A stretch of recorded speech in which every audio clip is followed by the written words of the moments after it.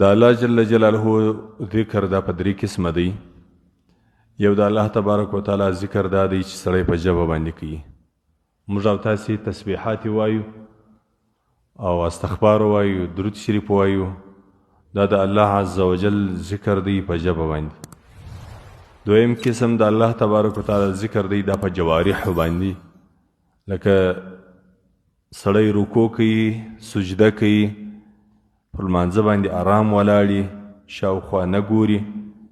دا د الله جل جلاله ذکر دی په جوارحو باندې، په اعضاو باندې، پر مخ باندې، په پښو باندې، په لاسو باندې، د حتی د انسان په ګوتو باندې، د پښو په ګوتو باندې، د لاسو په ګوتو باندې. دا ټول الله جل جلاله ته متوجه کول، دا د الله جل جلاله ذکر دی په جوارحو باندې.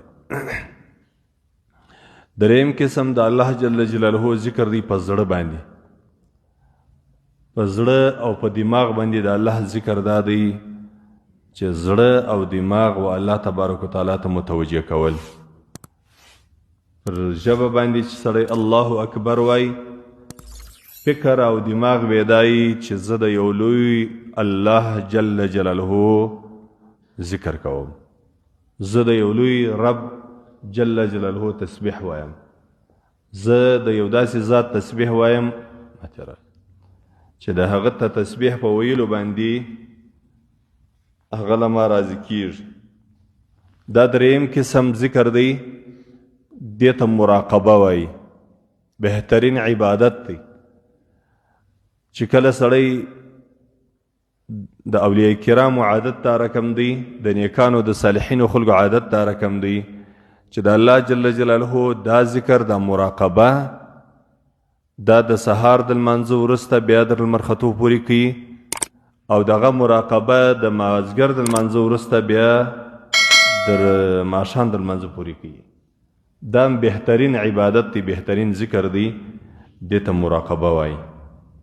دلته په قرآن عظیم شان کې الله عز وجل په سورة عنکبوت کې مؤمنان ته وایي ولذکر الله اکبر، ذکر د انسان چې د الله کوي دا ډیر لوی دی.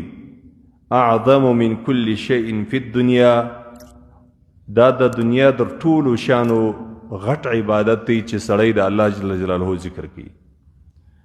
او یا الله تبارک وتعالی وایي واذکروا الله کثیرا لعلکم تفلحون، الله جل جلاله ډیر ډیر یادوي، د الله ذکر ډیر ډیر کوي. کېدلی شي د الله د ذکر په کولو باندې تاسې کامیاب اوسئ او مقصد ته ورسیږئ، الله د سره راضي شي.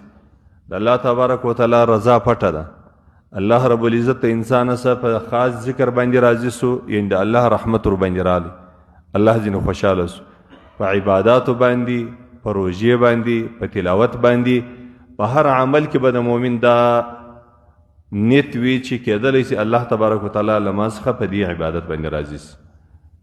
نو ځکه الله رب العزت واذکروا الله کثیرا لعلکم تفلحون، تاسې الله ډیر ډیر یاد کړئ. کېدلی شي چې دا د الله یادېدل بس تاسې د کامیابۍ او د خلاصون او د نجات ذریعه به جوړه سي.